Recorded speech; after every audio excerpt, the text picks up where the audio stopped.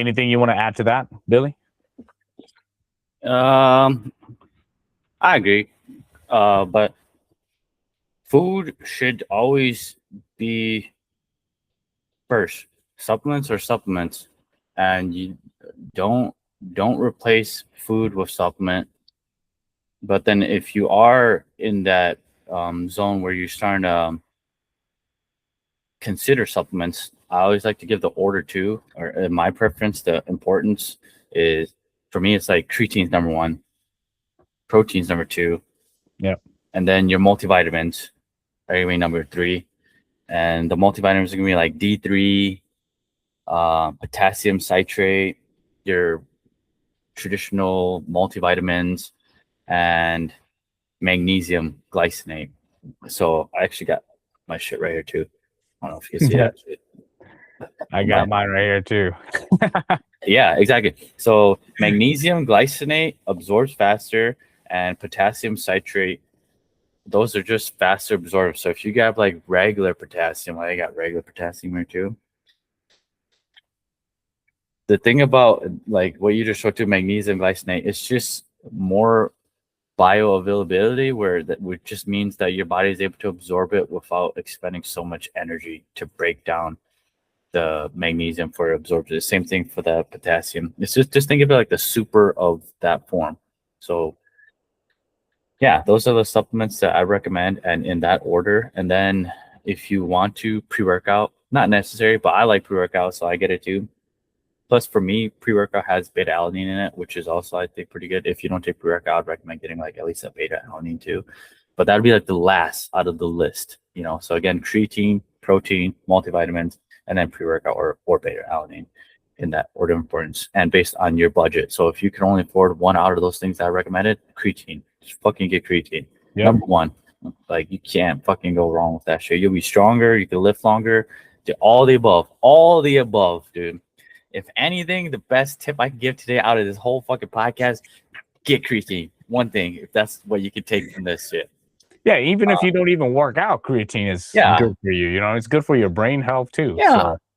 More water, more oxygen. You're gonna be fucking in a way better spot. Trust me. And whoever says that creatine is bad for you, they're fucking dumb shit. And they're probably fat or skinny as shit, and they don't know they don't fucking look like they lift. So you're gonna listen to someone who don't look like they lift, or you're gonna listen to someone who looks fucking fit and looks like they lift. You know, ask yourself that. I fucking hate those dumbass people who say creatine is bad. They're fucking stupid. Right. And then I guess to add to yours, like I totally agree with your list, but I guess from creatine to protein, I tend to have greens powder. Yep.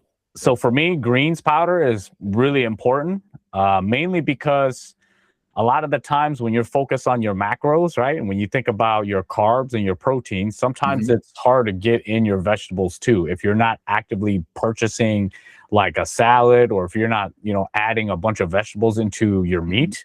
So if you're one of these guys, I tend to tell people that greens, especially greens powder with probiotics, right, is going to be really, really good. And those are the things that I try to have in my routine, especially like when I start competing.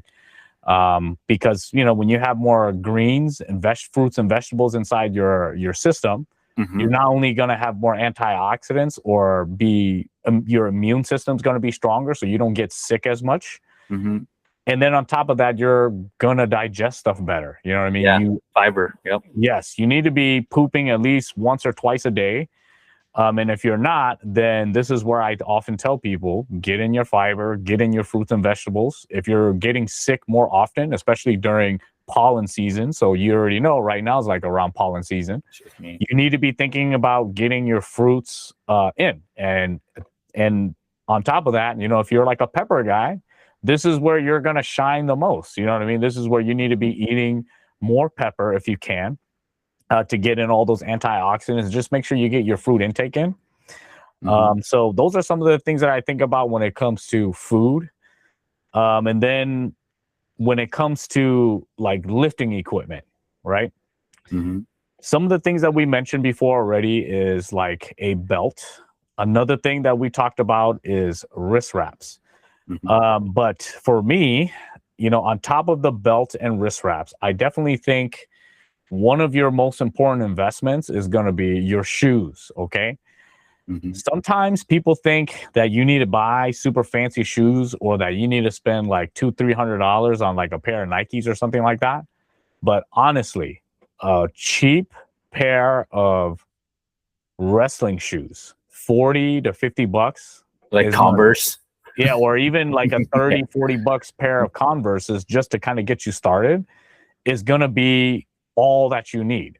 Now, once you start getting more consistent and you become from an intermediate to an advanced, we can talk a little bit more about shoes on why you need this or that. But I would even argue, like, even this long into our careers, right, Billy, you can basically get away with a pair of wrestling shoes or Converses. Yep. And mainly, you want to think about that too, because anytime you do a lift, you want to make sure that you're comfortable, number one, and that you're stable. A lot of people, they go into the gym wearing running shoes, right? They'll squat with running shoes. And what are running shoes made to do? They're made to run. And every time you squat, it's going to rock you back and forth as if you're trying to run, and you don't really want to be doing that when you have, 1, 2, 300 pounds on your back. Same thing with deadlifts. You know what I mean? You don't want to be rocking back and forth.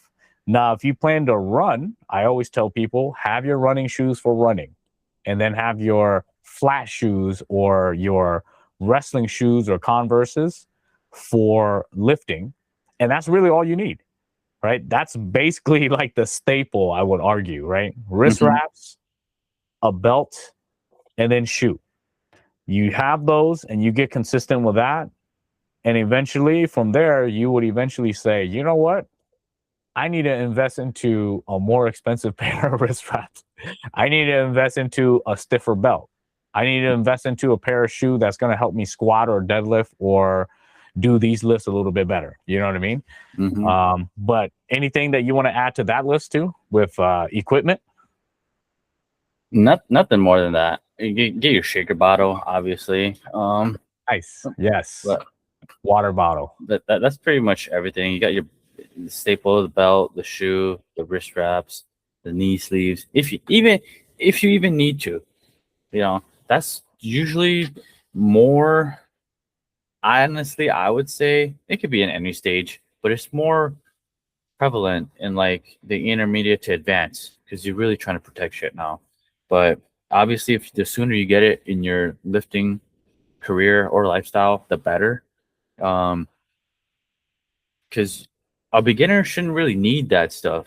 They should just be testing themselves and not maxing out every freaking like week or month like I was at the time. I was a dumbass. Like you shouldn't be doing that in the beginning. You should just be learning how to listen to your muscle and using lightweight and feeling it. And not like fucking squatting, but it's all back and your back is all rounded, or deadlift and your back is all rounded. Like, dude, now that's not really the point of the belt. The point of the belt is so that you protect your back, but you're still using proper form. It's not as a freaking way so that you can have bullshit form and then fuck up your back. Like that's just stupid. That's not the point of these devices. Same thing as supplements. They're supplements.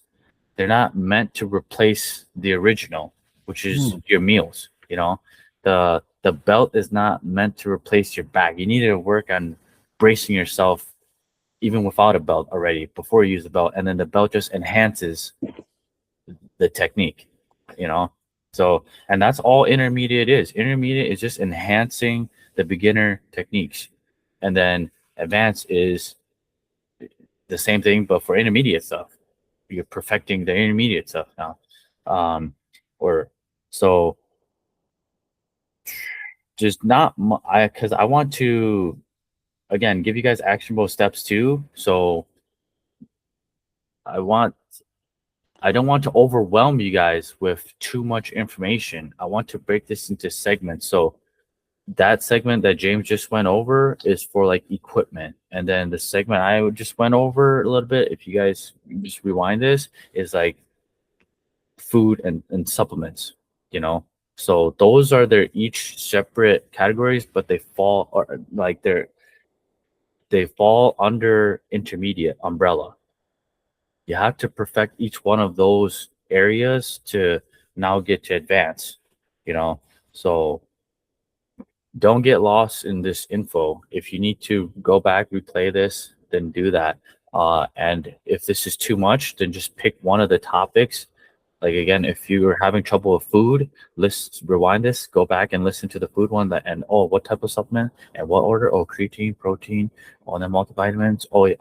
Fiber, get the greens. If that's all your brain can maintain without getting overwhelmed, then listen to that one piece first. If all your brain can maintain right now is the equipment, go get a belt or whatever. Listen to that part first and perfect it.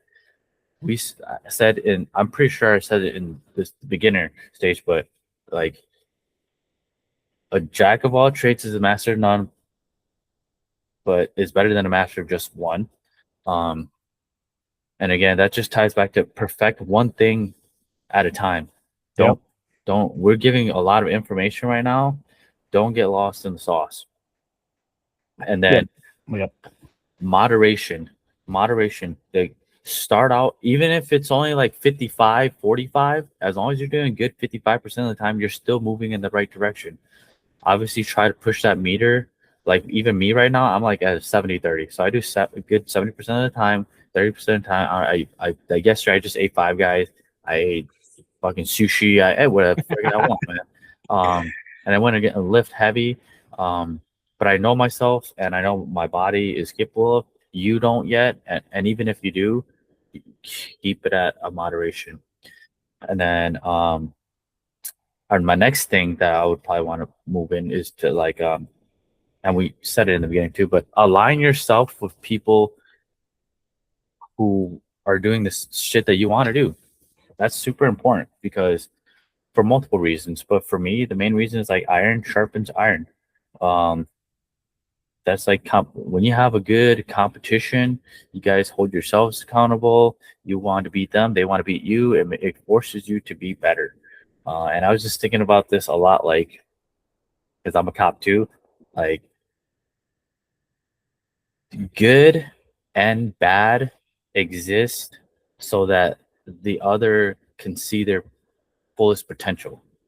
You know, so the good guy won't be as good as he can be if he doesn't have that bad guy to prove himself, and the bad guy won't be as bad as he can be if you don't have a good guy to challenge him. You know, it's like the Batman Joker shit and stuff like that. But if you have that person who you align yourself with, who goes to the gym with you, he wants to be better than you, you want to be better than him, and it causes, but in a good way, where you guys start now seeing your potential. Like, oh shit, he's training with the intensity is causing me to reach new heights. So that's like something you can find in the intermediate too, and advanced too, of course. What do you think about that? No, I like that. I think, at the beginning when people start getting into the gym, it's almost like maybe they found something, like they found a secret or they found a treasure, and then they try to bring as many people into their world as much as possible. Mm-hmm. And it's not until you actually get there and become an intermediate that you start to see other people that have the same mindset as you. Because I have a lot of people, they'll always ask me, how do you get people to train with you? And I would tell them a lot. Yeah. I don't. You know what I mean? There's like so many people that would start to train with me and then they'll eventually drop off because some of the things that they're interested in is not the same as me. Yeah. But the people that have the same interest in you, they will show up at the gym the same time as you, and it doesn't matter where they live or what they do. So, for example, if I was to go to Minnesota right now and I randomly show up at 5 or 6 in the morning, I'm probably going to see Billy. I'm probably going to see Mark. I'm probably going to see the same guys that I see all the time that trains no matter what. And they do this because they might have a family or they might have other, obligations, but they get the work done no matter what. And before I met these people or met training partners that can sharpen you, I try to get people like my brother or my mom or my cousins, and I try to get these people to go with me. And then eventually, when they start to get hurt a little bit or they start to tire out, and then they realize like this is not for them, then it's almost like you start to have this little battle of like, man, this is something that's good for you. I don't know why people don't like this. And then you start to doubt yourself too. So the part that you need to realize is that when you eventually choose to do this, you don't have to feel bad if you keep moving forward in the direction that you're moving, as long as you know that it's good for you, because eventually you will meet the right people and those people will continue to sharpen you as you sharpen them. And I love it when Billy kicks my ass when we do bodybuilding stuff. But at the same time, when we do heavy lifting, nobody kicks my ass when we do that. Yeah. But no matter what, it's like it's instant. Like when I see Billy do something and I see him like fighting for that last few reps, like in my mind, this is what I will want somebody at the same level as me to do, where they help me force a couple of reps in, or maybe they challenge me to do a weight that I wouldn't normally do. And it's vice versa. You know what I mean? Like we did like an incline bench workout that one time, and I never go above 185 because I already get like a good workout doing 185. But today I'm training with guys that freaking bench 225, 250 for reps on an incline. So I'm like, well, I got a spotter today. I'm going to try 205. And then I eventually failed at 225 for one. But, Yeah. but to give you an idea, this is how you get your butt whooped by another guy. And this is how they can get you to get a little bit better. But you won't know that until you reach that intermediate stage where you dedicate yourself into going to the gym. That's actually like one thing, like with a training partner, they help you go beyond failure. Because when you're by yourself, once you hit failure, you have to stop. Nothing's gonna happen. But with a spotter, they can actually assist you, and now you're training beyond your failure point, which is insane for like growth and speed of growth. Because now you're able to tear more muscle. The more muscle you're able to tear, and when you go rest and recover, you're gonna be able to build more muscle. So again, if you're training by yourself, you fail already, you're done. You can't do anything anymore. But or unless you're doing a drop set, then you drop the weight and go less. That's the way you could do it. But then with a training partner, you'll be able to still keep that same weight, and then the partner just assists you, and you'll be able to. So that's really good because now the pressure is the same because it's still the same weight. But then, so they help you on the way up, but you still control the way down, so you still get that pressure and more muscle tear. So really, really fucking good for that. That's one thing that people who don't train with partners don't understand, and that's one thing that a good training partner, and they will only help you just enough too. Like James always does for me. Like when I was fucking struggling on the incline, he's helped me just like 2%, 3%, 5% max, and then I have to push that 95%. So really, really, really good for getting you results faster. Right, and I guess. Oh yeah, go ahead. No. I was going to say, some takeaways from, like, I guess our whole conversation is, when you think about a beginner, you're wasting your money and you're wasting your time. Usually that's the mindset that they have. They're wasting their money into food or equipment or things like that. And then an intermediate, you almost change your mindset a little bit into, I'm investing my time. Mm-hmm. A beginner takes everything to the extreme. They take it so extreme to the point where they almost make themselves quit. So when they do their diet, they do an extreme diet to the point where they can't keep up with it, and then they quit. Yep. And then same thing with lifting. A beginner is going to max out every day, and then when they realize that they don't get any stronger, they almost regress. They regress from a beginner into like a child almost, or like a level 0, Yeah, that's the facts. And that's also true too, like I don't want people to get this twisted, but that's true at every stage. Every stage you can always regress. Mhm. But what makes each level distinct is the mindset. And right when you get to the point where you can start sacrificing and you start investing into yourself, this is where I would consider you to become more of an intermediate. So, like, even when you think about like the food, the equipment, and all the stuff that we talk about, a lot of that stuff is literally just think of it one very simple way. You have to start sacrificing a little bit. And how much can you sacrifice? Maybe you can only do dieting and you can't exercise. That is going to be your sacrifice. Maybe food is not the priority, but you can work out. So then maybe that's going to be your sacrifice. You know what I Yep. mean? And I think Yep. when you can decide what is the point where you can sacrifice and commit a little bit more, this is where you become an intermediate lifter. You know, I like anything that. out of that? Yeah, I like that. So, and just a little quick too. Every day, just surrender a little less. I got that from Teddy Atlas. Um,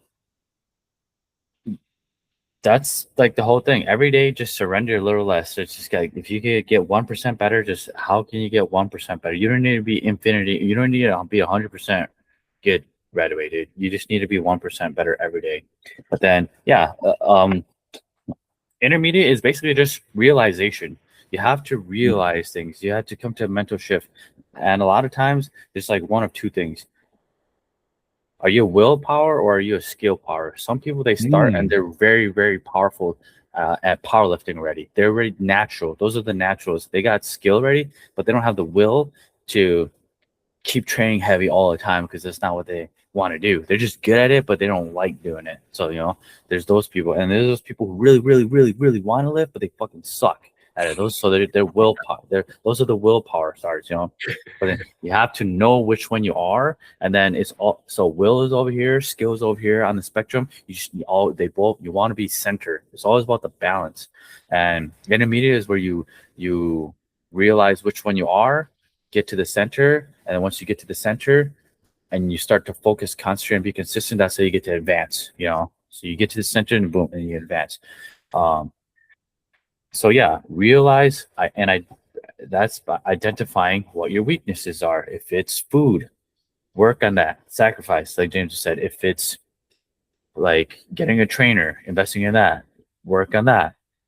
But you need to identify. So you can't solve a problem if you don't know what the hell the problem is. So you need to start being more aware, observe, question why the people who you go to the gym to do what they do. A lot of people ask me, "Oh, why do you twist your body?" Because I'm like getting my spine ready. So before I bench, I always like to warm up very, very, very, very long. I do like all these fucking stretches, and I'm like, "Oh man, you warm up so long, like 30, 40 minutes sometimes." Like, yeah, because I'm prepping myself. So you need to start doing that. You need to start like being observative in the gym, watching, looking at the people who go there a lot, the fit people who you want to be like, and look what they do, and then just fucking mirror that. Just copy exactly what they do. That's all this is. It doesn't. You don't make it hard. I know in the gym it's fucking weird if you stare at people, so don't make it fucking obvious that you're staring at somebody. Or if you like super interested, just go and talk to them too. That's a really good way to get like free advice. You don't have to hire a trainer. Just go ask the fit people at your freaking gym. And dude, every person that I've walked up to and asked for advice, they were more than happy. And honestly, they talk too much. I'm just like, I just want to get the tip and leave, but they don't want to talk my fucking ear off, you know. And a lot of people who go to Fit for Life with me, they know that I talk for like a minute with them, and then I was like, okay, I gotta hit my set. And then, okay, I gotta hit my set because people will just keep talking too much. So yeah, that's a good way. If you don't want to get a trainer, just fucking ask all the fit people in the gym. Unless you start asking too much, then they'll probably get annoyed. So obviously, pay attention to how you ask too.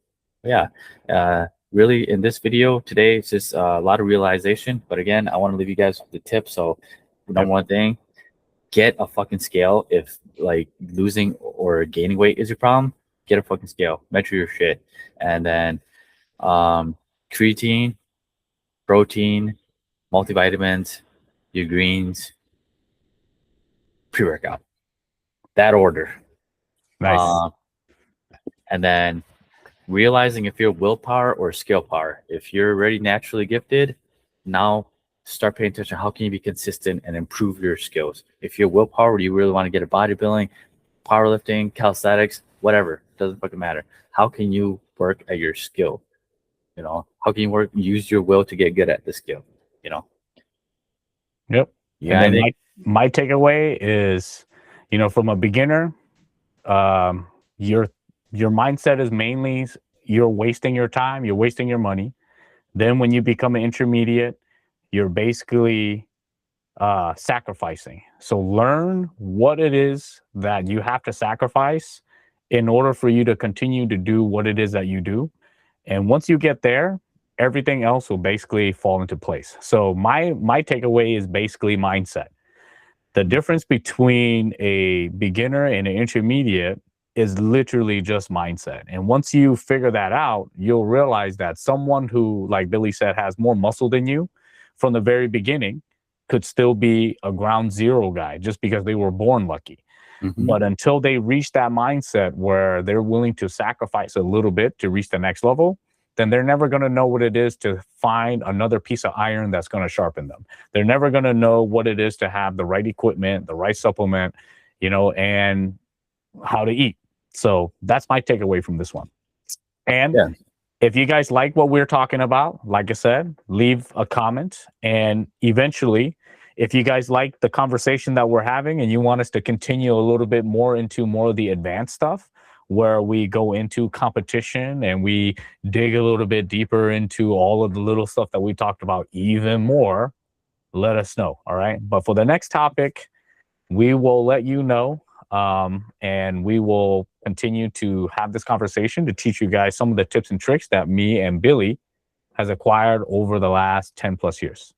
Yeah, for sure. And you, the people too, let us know if you want us to talk about any topics too, so that, we can go over what's relevant to you guys. So whatever you're struggling with, what phase you think you're in, if you're a willpower or skill power guy, let us know so that we can talk about shit that will help you out more, because we don't just want to talk about shit that isn't relevant either. Yeah. All right. That's all I got. Anything you got? Nope. That's all. Cool. Then Peace.